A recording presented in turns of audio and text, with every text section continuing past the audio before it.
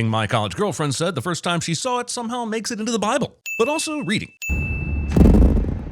The misogyny involved in reducing Uma Thurman down to simply T and A. Movie starts with a minute and a half of close-ups of fingernail clippings, skin flakes, and shaved hairs, because when I'm depositing my DNA onto my bathroom counter every morning, my first thought is, I'd really like to see this in slow motion and zoomed all the way the f*** in.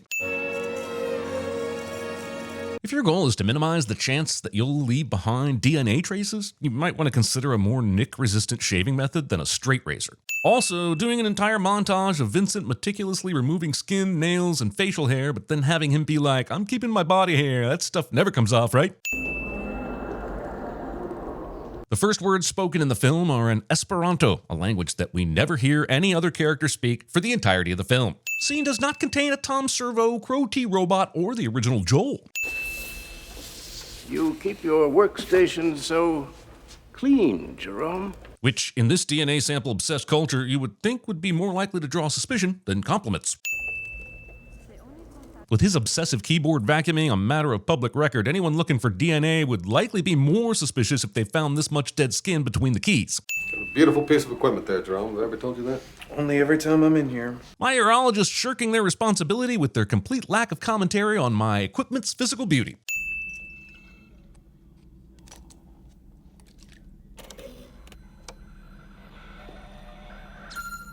In the not-so-distant future, we'll acquire the technology for near-instantaneous DNA analysis, but we'll lose the technology that controls horizontal hold on computer monitors. This picture clearly doesn't look like Ethan Hawke. I get the sense the production team was just like, yeah, no one's gonna care. We'll have Mr. Monk explain it later with some bullshit. Let's just move on. How many launches are there in a day? Dozen? Sometimes more. That means Gattaca launches nearly 4,400 rockets every year, and yet it's never made clear why they're launching so many rockets, or how they're financing the supplies. The most unremarkable of events. And yet here you are remarking on it and getting a narration sin for your effort. A 1-year manned mission to Titan, 14th moon of Saturn. Calling Titan the largest and first discovered moon of Saturn the 14th moon. Even if you're going reverse by size, there are now over 200 moons known to orbit Saturn, and this future society that is traveling to them should know that. No, there is truly nothing remarkable about the progress of Jerome Morrow, except that I am not Jerome Morrow. Movie spoils its own twist less than 10 minutes in. 10 fingers, 10 toes, that's all that used to matter. Now, only seconds old, the exact time and cause of my death was already known. These bullshit exaggerations for the sake of dramatic tension. Doctors have always looked at more than just fingers and toes to help parents prepare for raising their children. And even in this future, the exact time and cause of your death isn't known. It's all probabilities and refined data to get a better idea. The movie wants to rightly question our need to define people by their genetic makeup and question our desire to be perfect, but ends up feeling a bit anti-science with its hyperbole. I know he'll do something. He'll do something. Setting the bar for your child at doing something. You have specified hazel eyes, dark hair, and fair skin. Holy shit, this is such a great line read from Blair Underwood, but it is the entire amount of thought that this movie will give to the impact of selecting skin tone and gender in a post-CRISPR world. Not every movie has to say everything about everything, but this feels like a bit of a tease to something that never comes. Writing your child's height archive chart with dry erase markers. Choosing the kelpiest part of the ocean to backfloat in. Of course, it's illegal to discriminate. Genoism, it's called. But no one takes the laws seriously. That's genoist. I must have cleaned half the toilets in the state. Leaving half the state's toilets dirty. Way to half-ass it, Vincent. All right, there's your cleaner material. Start from the front, clean all the way back. The front of what? And the back of what? The building is huge. With a life expectancy of 30.2 years, Vincent will be long dead before this team of 9 is even half finished cleaning Gattaca. Yeah, but if the glass is clean, it'll be easier for you to see me when I'm on the other side of it. You won't recognize me, of course, because I won't have glasses on and such. If it worked for Superman, it'll work for me. Apparently, no amount of genetic manipulation can get assholes to pick up their own sweaty towels when they leave the gym. I made up my mind to resort to more extreme measures. The man who showed up at my doorstep didn't exactly advertise in the yellow pages. Postulating a future in which genetic engineering has advanced this far, but where there is still yellow pages. You serious about this? I hope you're not wasting my time. Considering the complexity of the plan and the amount of work it will entail, German should be charging a substantial upfront payment so he is not wasting his time. If that's not the deal, then German needs a new business model. If it is the deal, how is Vincent affording any of this? I give 100%. That'll get you halfway there. Math. Actually, he was a big-time swimming star. which means an accident that ended his swimming career would have definitely been in the news. But for some reason, nobody will ever remark on Eugene's sudden miraculous recovery or his sudden unexplainable choice to give up swimming to become an astronaut. We don't look anything alike. It's close enough. It is not. When was the last time anybody looked at a photograph? The movie forgets that in a world where enough of a market exists for fake valids to be profitable, that security would also exist to expose them. I mean, if they can afford the cost of, what was it again? Oh yeah, looking directly at a face. It happened out of the country.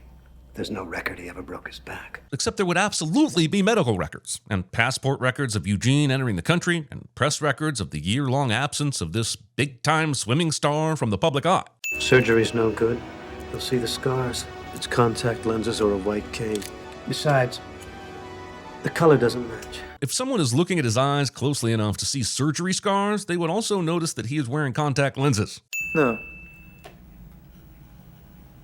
No, we never discussed that. Explaining every part of the transformation process to Vincent in great detail, but leaving out the part about the obligatory leg-lengthening surgery. I took my mind off the pain by reminding myself that when I eventually did stand up, I'd be exactly 2 inches closer to the stars. Damn it, that's good stuff. This movie is so well written, it almost makes up for the fact that it's 73% narration for the first 40 minutes. Almost.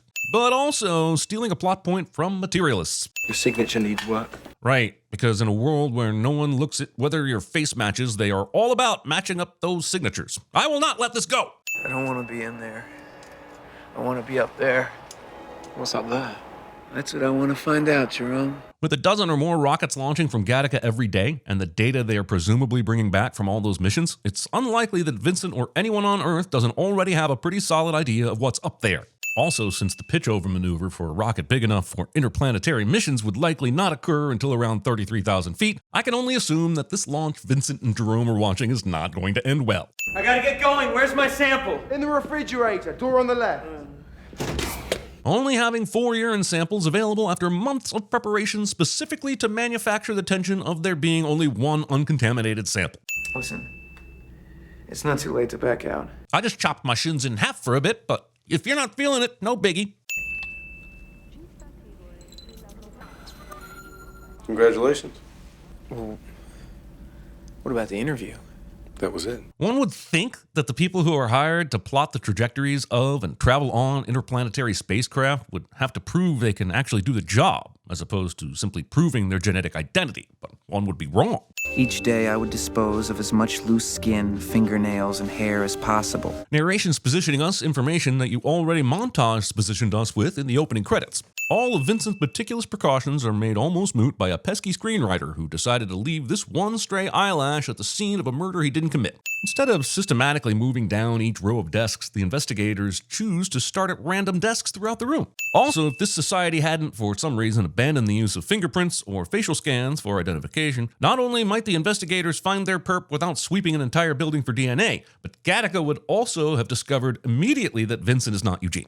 So will you kindly inform the authorities that we will cooperate in any way, although we can't tolerate a major disruption. I'm still not clear exactly what the dozens of people who sit in this room typing all day actually do, but assuming it's important, having them all stop working for however long it takes the investigators to vacuum every workstation seems like it would already constitute a major disruption. I'm going up. When? End of the week. End of the week? That's soon. Space missions take months or even years of planning and have very specific launch windows. Why Vincent waited until now to tell Eugene when he's leaving is unclear. They found him in his office this morning, beaten so badly they had to check his name tag. You mean DNA, right? They had to check his DNA, because no one checks faces anyway, right? Right? Half a dozen agents spent what was probably hours vacuuming this room for traces of DNA, yet somehow they missed this very obvious hair in Vincent's drawer. 9.3. Quite a catch. I'm not saying there wouldn't be any brick and mortar DNA companies in this kind of future, but I am saying it would be much more likely that the market would have gone to home DNA stations by this point. Titan is exactly like this. The people who made it a crime to smoke in restaurants and their absolute lack of consideration for its effect on our ability to teach people about astronomy. All the time. It's got a cloud around it so thick nobody can tell what's underneath. Thanks to the Cassini probe, we've had detailed information about the surface of Titan since 2004. Although I can't sin Gattaca, the movie, for not knowing that in 1997, I can definitely sin Gattaca, the space agency, for not using one of its 12 launches a day to send an unmanned probe to Titan to see if it's worth sending people there in the first place. Thinking that Jerome would stack his books on top of his dresser like this when he couldn't even see which book was which from his wheelchair. If this machine automatically puts the test results on the monitor on the wall, what exactly is Irene looking for in the microscope? We found our man. It's the only specimen in the entire place that can't be accounted for. Thinking that all sorts of DNA from outside sources that makes its way in on hats, shoes, shared clothing, deliveries, and contract work inside the building doesn't make this one of the most ridiculous statements in this movie. Also, that particular piece of DNA belongs to a former janitor in this building, and you know it should be considered accounted for. And they clean this place a lot nonsense. An eyelash absolutely could have been here for years. You guys left an entire hair on a comb just today, for sake. What's probably most frustrating is that the easy story fix is to not have had Vincent work here in the first place. Have him take his janitorial space boner to a different launch facility, and now he becomes more suspicious instead of less. I want you to check the entry log, alibis, grudges. Letting your investigation go on for this long without confirming who was in the building at the time of the murder or interrogating potential suspects. I look around, I see a lot of dry eyes. Discussing potential suspects in a room full of potential suspects. Jerome, the metronome. I could play the piano by that heartbeat of his. This implies that Vincent's heartbeat has been measured before, which makes sense given that you wouldn't wait until a week before a spaceflight to evaluate an astronaut's physical condition. What doesn't make sense is why Vincent didn't already have a recording of Jerome's heartbeat before the one he created to fake his way through this particular test. Movie suggests that the doc and the cop both hear Vincent's specific heartbeat increase in a room full of people with heart monitors on. Also, maybe in the 90s it seemed like sound through a microphone was the best possible way to monitor heart rate, but since the introduction of EKG machines in the US in 1909, I'm thinking there might be better, less cheatable ways. Wait, did I say 1909? Also, why would the heart rate increase after 20 minutes instead of just going silent? He took the actual monitor off already. I've waited far too long to remove a sin for how well shot and edited this movie is, and I guess this wide shot is a valid reason to do so. It's awful about the director. Awful it didn't happen sooner.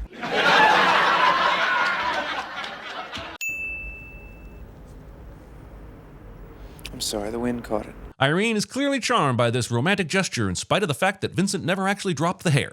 Jerome, is this the approach path that we discussed? This lame fake out where we think the director is pointing to his face for a split second, when the movie did the much better version with Irene saying she had his DNA sequence less than 2 minutes ago. They'll recognize me. They won't recognize me. They'll recognize me. They don't recognize him. I'm going out. Where are you going? Oh, just headed out for a last-second romantic subplot that this philosophical sci-fi film absolutely needed. Who ordered this? What are we doing here? Asking a second question before getting an answer to your first question. Your navigator?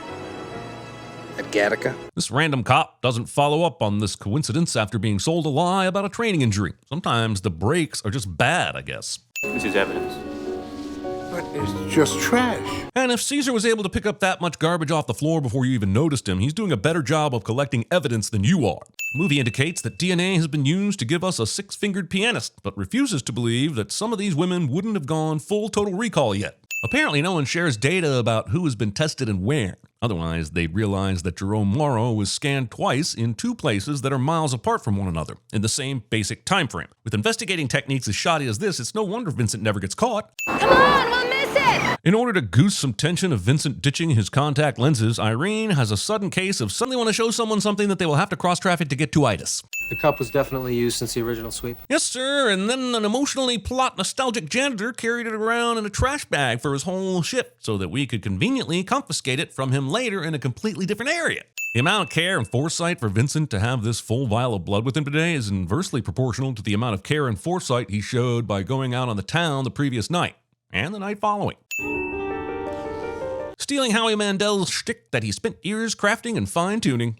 Hello, everyone. Nice to see you. I am your detective for the evening. Please don't leave the premises. But why here? At a fancy dance party? I mean, even if you had a reason, it wouldn't excuse the convenience, but at least give it a shot. Oh, yeah, I know. Just a minute. Vincent covers his fist to prevent contact on the first punch and then just decides to headbutt the guy for maximum possible DNA transfer. Also, leaving a single investigator to guard the rear exit of the building during a raid. Also, the investigator got a good look at them both, and Irene yelled Vincent's assumed name several times before Vincent knocked him out. When he comes to, he'll be able to tell Anton and Hugo that the guy they're looking for is someone named Jerome, who's currently on the run with a blonde woman, wearing an evening gown. And yet it's the discarded cup that the movie will have do the heavy lifting. Where did they go? Where did they go? Anton didn't see Vincent and Irene leave. How does he know that there's a they, and that they have gone anywhere? Vincent! Vincent! Instead of setting up a perimeter and searching the alley, Anton decides to shout twice and then give up on catching Vincent because reasons. Don't say anything. Don't say anything.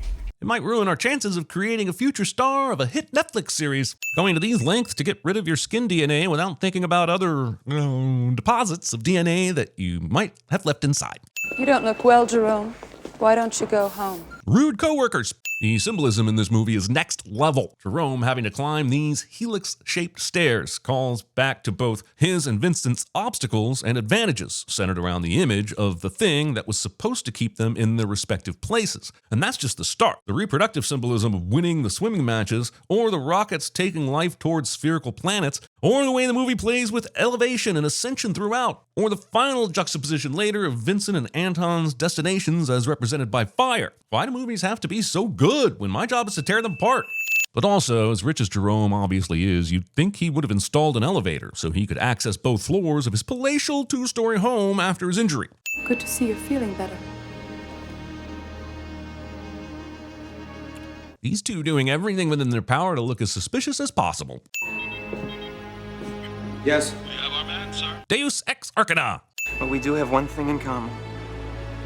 Only I don't have 20 or 30 years left in mine. Mine is already 10,000 beats overdue. This is supposed to make it sound like Vincent has been living on borrowed time for a while now. But based on an average heart rate of 70 beats per minute, he's basically saying he should have died 2.5 hours ago. They've got you looking so hard for any flaw.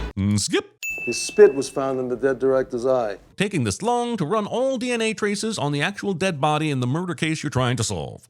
And since nothing can stop the launch now, he's being very, very cooperative. Space mission countdowns can be halted for any number of reasons, with just seconds remaining on the clock. Since the Titan launch is still at least 12 hours away, the director might have been a bit premature in his cooperation.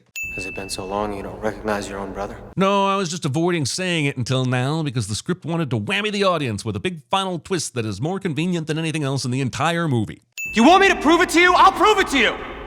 I do. If we needed any additional evidence that Anton is bad at his job, we will now watch as he lets a swim meet decide whether or not he arrests a known criminal. Also, spending time playing your favorite childhood game with your brother when you should be getting a good night's sleep for your big launch tomorrow. You want to know how I did it?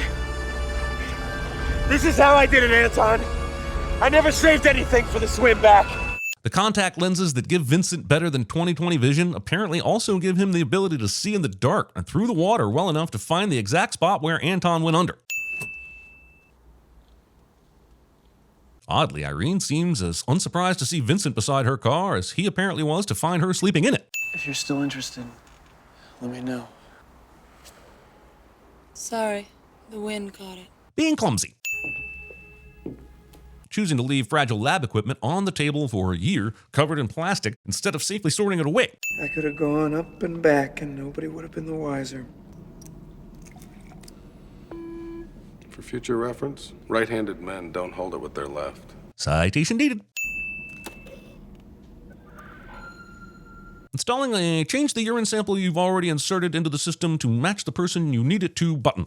You don't miss your flight, Vincent. Dr. Lamar was later arrested after Vincent died of heart failure 3 weeks into the mission, and the resulting loss of years of planning and research caused irreparable damage to the country's space program and set science back decades, causing countless consequences throughout the world. He is awaiting sentencing but likely faces life in prison. But yay for the human spirit, I guess.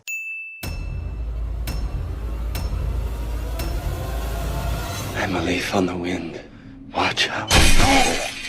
The convict crew that tarred the plate factory roof in the spring of '49 wound up sitting in a row at 10 o'clock in the morning, drinking icy cold Bohemia-style beer.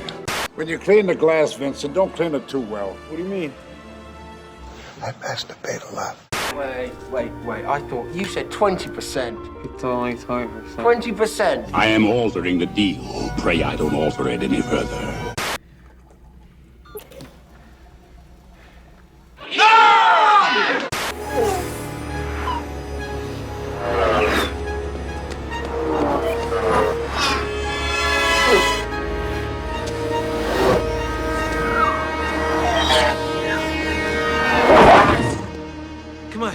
I don't like sand. It's coarse, and rough, and irritating, and it gets everywhere. I said, goddamn! Goddamn! Now, you remember the 99 Chrysler LeBaron? It's the only full line of cars that combines front-wheel drive, high mileage, and luxury. You heard what he said. They have their man. It's over. No, Kirk. The game's not over.